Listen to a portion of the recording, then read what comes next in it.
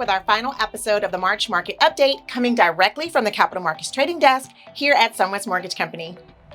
Thanks for joining me once again. Your support is greatly appreciated, and I hope you're being well informed of the latest world news. So let's dive in.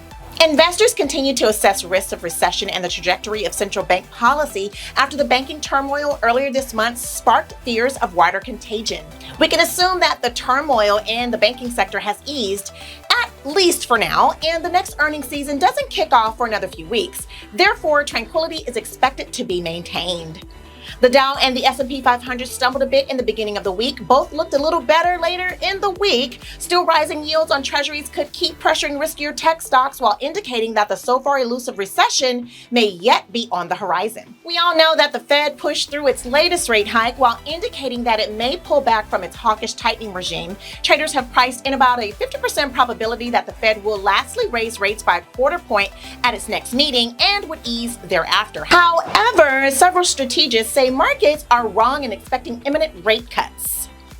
Let's talk about what's under the surface. Bitcoin is ending the first quarter of 2023 with a bang, marking a positive turnaround. The leading cryptocurrency has added almost 72% by market value to $28,005 this year at its best quarterly gain in 2 years. The U.S. merchandise trade deficit widened slightly in February for a third month as a decline in the value of exports exceeded a drop in imports. The trade gap in goods grew 0.6% to $91.6 billion, the widest since October. Exports fell 3.8% to $167.8 billion, while imports dropped 2.3% to $259.5 billion. Home prices fell 0.2% nationally from December, according to seasonally adjusted data from S&P CoreLogic Case-Shiller. The index is now down 3% from its record high that it reached in June last year. U.S. pending home sales unexpectedly rose in February for a third month, adding to signs that the housing market may be stabilizing after a panicky year.